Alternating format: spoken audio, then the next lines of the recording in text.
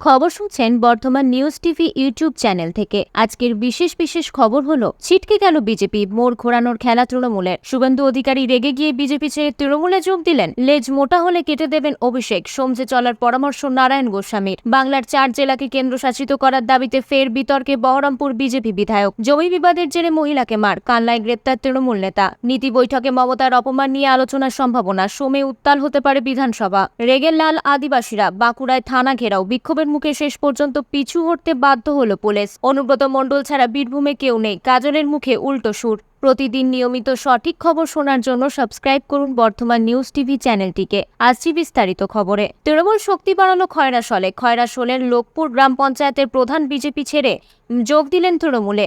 তৃণমূলের দাবি, বিজেপির প্রধান রূপা গোপ ও গ্রাম পঞ্চায়েত সদস্য মৌসুমী ধীবর বিজেপি ছেড়ে তৃণমূলে যোগ দেন। তাদের দাবি, আরও 50টি পরিবার তৃণমূলে যোগ দেন রবিবার।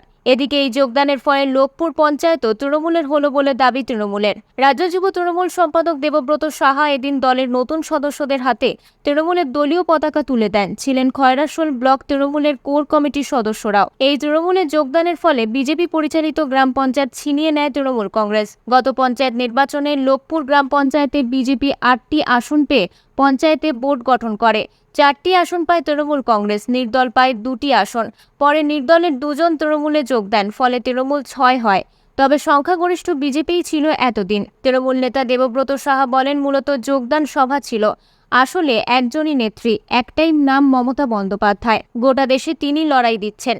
বাংলার জন্য, বাংলার মানুষের জন্য লড়ছেন তিনি। সেই উন্নয়নের ধারাকে অব্যাহত রাখতে আজ খয়রাশোল ব্লকের লোকপুরের প্রধান সহ একজন সদস্য তৃণমূলে যোগ দিলেন। আগে সংখ্যাটা ছিল 6 থেকে 8। তৃণমূলের সদস্য ছিল 6 জন, এখন হলো 8 জন। তাই পঞ্চায়েত তৃণমূলের হলো। ওনার সঙ্গে পুরো বুথ প্রায় 50 পরিবার যোগদান করে। যদিও দুবরাজপুরের বিজেপি বিধায়ক অনুপ সাহার কথায় তৃণমূল সর্বত্রই চক্রান্ত করেছে বিজেপিকে দুর্বল করতে। তবে সাধারণ মানুষ বিজেপির সঙ্গেই আছে, তাই গত পঞ্চায়েত ভোটে বিজেপিকেই তারা জিতিয়েছিলেন। প্রিয় দর্শক, আপনাদের কাছে একটি অনুরোধ, এই ভিডিওটিতে আমরা 1000 সাবস্ক্রাইবার ও 2000 লাইক টার্গেট করছি, তাই আমাদের টার্গেটটি সম্পূর্ণ করবেন এবং আপনি কোন জেলা থেকে দেখছেন কমেন্ট করে জানাবেন। নীতি আয়োগের বৈঠকে বাংলার দাবি, বাজেট বঞ্চনার কথা তুলে ধরতে গিয়ে অপমানিত মুখ্যমন্ত্রী মমতা বন্দ্যোপাধ্যায়। বারবার বেল বাজিয়ে স্টপ স্টপ বলে তার মাইক বন্ধ করে দেওয়া হয় বলেই অভিযোগ। সূত্রের খবর, সোমবার রাজ্য বিধানসভায় 0 আওয়ারে এই নিয়ে আলোচনা হতে পারে। নীতি আয়োগের বৈঠকে অংশ নিলেও তার কণ্ঠরোধ করার আশঙ্কা আগেই করেছিলেন মমতা। শুক্রবারই মমতা বলেছিলেন, আমি আমার বক্তব্য রেকর্ড করাতে বৈঠকে যোগ দিচ্ছি, বলতে না দিলে কক্ষ ত্যাগ করব। কার্যক্ষেত্রে হলেও তাই। শনিবার বৈঠকের শুরুতে প্রায় 20 মিনিট বক্তৃতা দেন প্রধানমন্ত্রী নরেন্দ্র মোদী। একে একে মুখ্যমন্ত্রীদের বলতে দেওয়া হয়। মমতা বঞ্চনার কথা তুলে ধরতেই বৈঠকের তাল কাটে, ফলে 5 মিনিটেরও বেশি মমতাকে বলতে দেওয়া হয়নি। সাধারণত সংসদ এবং বিধানসভায় সময়ের অতিরিক্ত বলতে গেলে মাইক বন্ধ করে দেওয়ার রীতি আছে, কিন্তু নীতি আয়োগের বৈঠকে মুখ্যমন্ত্রীর বক্তৃতা বন্ধ করে দেওয়ার নজিরবিহীন। তাই চূড়ান্ত অপমানিত হয়ে নীতি আয়োগের বৈঠক থেকে ওয়াকআউট করেন মমতা। মুখ্যমন্ত্রীর অপমানের প্রতিবাদে রাজ্যে দিকে দিকে প্রতিবাদে নামেন তৃণমূল কর্মী সমর্থকরা। সোমবার তার আঁচ পড়তে পারে বিধানসভায়। এই ইস্যুতে আলোচনার সম্ভাবনা। বিধানসভায় প্রতিবাদে সোচ্চার হতে পারেন তৃণমূল বিধায়করা। লোকসভা নির্বাচনে বঙ্গ বিজেপির ভরাডুবি হয়েছে, এমনকি কোনো বিধানসভার উপনির্বাচনও জিততে পারেনি বিজেপি। এই অবস্থায় এবার 2026 সালের বিধানসভা নির্বাচন নিয়ে তেড়ে ফুঁড়ে উঠতে চলেছে বিজেপি। সেক্ষেত্রে হাতে রয়েছে মাত্র 1.5 বছর। তারপরই বাংলায় বিধানসভা নির্বাচন হবে। 2026 সালের বিধানসভা নির্বাচনে বাংলা দখলের ডাক দিয়েছেন বিরোধী দলনেতা শুভেন্দু অধিকারী। আর এই ক্ষমতার দখল বাস্তবায়িত করতে হলে কোন পথে হাঁটতে হবে তা বাতলে দিয়েছেন শুভেন্দু। পাল্টা খোঁচা দিয়েছেন তৃণমূল কংগ্রেস নেতা কুণাল ঘোষ। 2024 সালের লোকসভা নির্বাচনে বিজেপি বাংলা থেকে 12টি আসন পেয়েছে, আর সেখানে তৃণমূল কংগ্রেস 29টি আসন পেয়েছে। এমনকি কেন্দ্রে বিজেপি একক সংখ্যাগরিষ্ঠতাও পায়নি। আবার জাতীয় রাজনীতির অল ইন্ডিয়া জোট শক্তিশালী হয়েছে। এই আবহে 2026 সালের বিধানসভা নির্বাচন নিয়ে শুভেন্দু অধিকারী বলেন, 2026 সালে বাংলার ক্ষমতা দখল করতে হলে 2টি কাজ করতে হবে। 1, পুলিশের হাত থেকে ভোট পরিচালনার ক্ষমতা কাটতে হবে।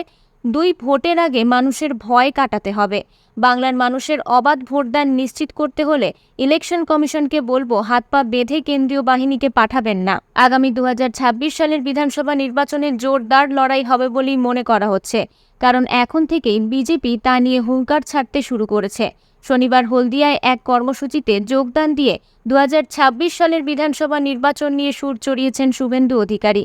আর লোকসভা নির্বাচনে হেরে যাওয়ার পর বিজেপির অভিযোগ, এবারের লোকসভা নির্বাচনে ইলেকশন কমিশন বাংলায় কেন্দ্রীয় বাহিনী পাঠালেও তাদের হাতে কোনো ক্ষমতা ছিল না।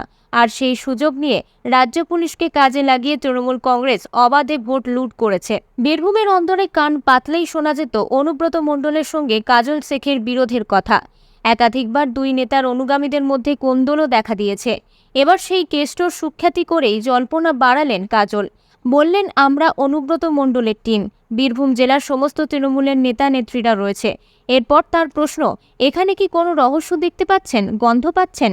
এখান থেকে একটু যান তৃণমূল কার্যালয়, সেখানে বীরভূম জেলার অভিভাবক অনুব্রত মণ্ডলের ছবি লাগানো আছে। পরক্ষণেই তিনি বলেন, অনুব্রত মণ্ডলের টিম আমরা। টিম অনুব্রত পঞ্চায়েত থেকে লোকসভা সমস্ত জায়গায় উত্তীর্ণ করেছেন আমাদের। অনুব্রত মণ্ডল ছাড়া বীরভূমের কিছু নেই, তৃণমূল ছাড়া কিছু নেই। অনুব্রত মণ্ডলের হাতে জেলার দায়িত্ব দিয়ে বরাবর নিশ্চিন্ত থেকেছেন সুপ্রিমো মমতা বন্দ্যোপাধ্যায়। তবে কেষ্ট জেলে যাওয়ার পর থেকে তার বিরোধী গোষ্ঠী হিসেবে পরিচিত কাজল শেখের দলবল মাথা চারা দিয়ে উঠেছিল জেলায় বলে নিন্দুকরা বলে থাকেন। অনুব্রতর অনুপস্থিতিতে কোর কমিটিতেও জায়গা পেয়েছিলেন কাজল। তবে এত সবের পরও মমতার কাছে ধমক খেতে হয় তাকে। খোদ মুখ্যমন্ত্রী কাজলকে একবার বলেছিলেন, জেলার মুখ্যমন্ত্রী এত সাহস পাও কোথা থেকে? এরপর নদী থেকে বয়ে গিয়েছে অনেক জল। লোকসভা নির্বাচনে জেলায় ভালো ফল করেছে তৃণমূল। তবে আচমকাই কাজলের এই ভোলবদল কার্যত ভাবাচ্ছে রাজনৈতিক মহলকে। প্রথমে বিজেপি সাংসদ নিশিকান্ত দুবে, তারপর মুর্শিদাবাদ জেলার বিজেপি বিধায়ক গৌরীশঙ্কর ঘোষ। প্রথমে বিজেপি সাংসদ নিশিকান্ত দুবে, তারপর মুর্শিদাবাদ জেলার বিজেপি বিধায়ক গৌরীশঙ্কর ঘোষ। উভয়ের দাবি, মালদা মুর্শিদাবাদ জেলাকে কেন্দ্রশাসিত অঞ্চল করা হোক। শুধু তাই নয়, এক ধাপ এগিয়ে স্বরাষ্ট্র মন্ত্রকে চিঠিও দিয়েছিলেন তিনি। এবার মালদা মুর্শিদাবাদের এই ভাগ নিয়ে সরব হলেন বহরমপুরের প্রাক্তন কংগ্রেস সাংসদ অধীর চৌধুরী। পরিষ্কার বললেন, কে ব্যক্তিগতভাবে পার্লামেন্টে কি বলল, বাজারে কি বলল, তা আমাদের সমর্থন করতে হবে, এটা কেমন কথা? এরপর পাশাপাশি জেলার ইতিহাস তুলেও ব্যাখ্যা দিয়েছেন প্রদেশ কংগ্রেস সভাপতি। বিজেপি বিধায়ক গৌরীশঙ্করের বক্তব্য ছিল, মালদা মুর্শিদাবাদে অনুপ্রবেশ করছে, যার জেরে বিঘ্নিত হতে পারে দেশের নিরাপত্তা। যে শক্তি ভারতকে আবারও ভাঙতে চায়, বাংলাদেশ থেকে তারা মুর্শিদাবাদ মালদা হয়ে ভারতে প্রবেশ করছে, সারা দেশে ছড়িয়ে পড়ছে। স্থানীয় প্রশাসন দলদাসের মতো কাজ করে। দেশের নিরাপত্তার স্বার্থেই তিনি কেন্দ্রশাসিত অঞ্চল চেয়েছেন বলে দাবি তার।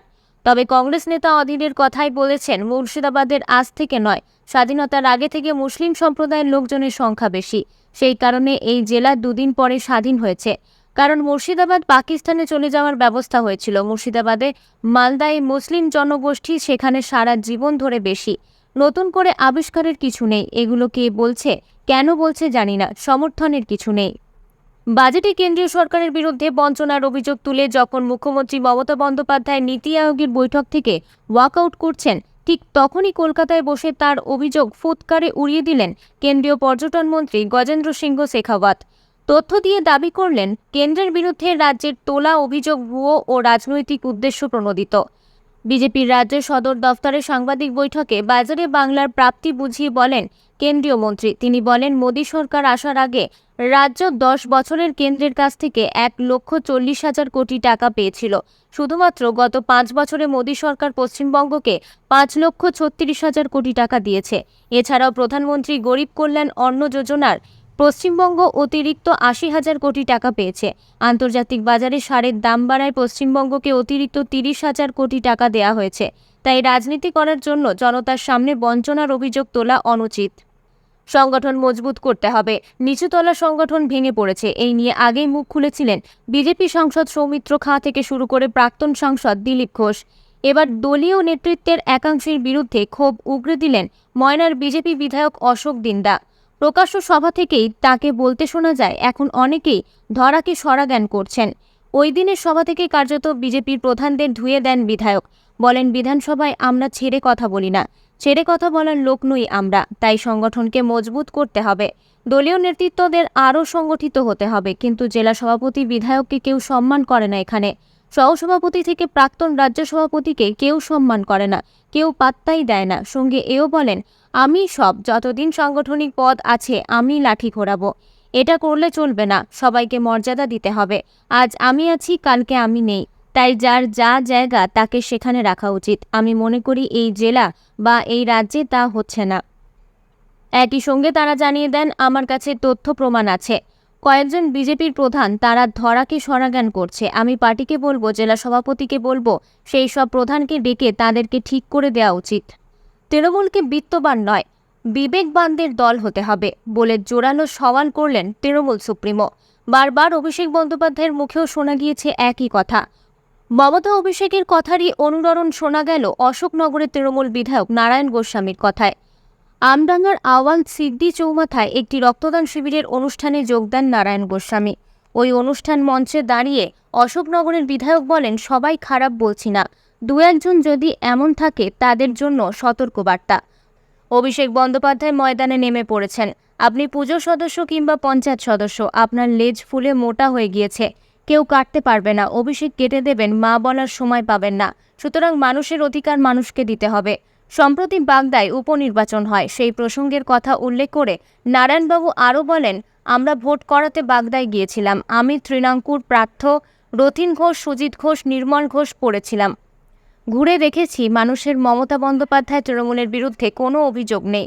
সাংগঠনিক কয়েকজন নেতা জনপ্রতিনিধিদের উপর মানুষের রাগ, পয়সা খেয়েছে, সরকারি জমি দখল করে দোকানঘর করেছে।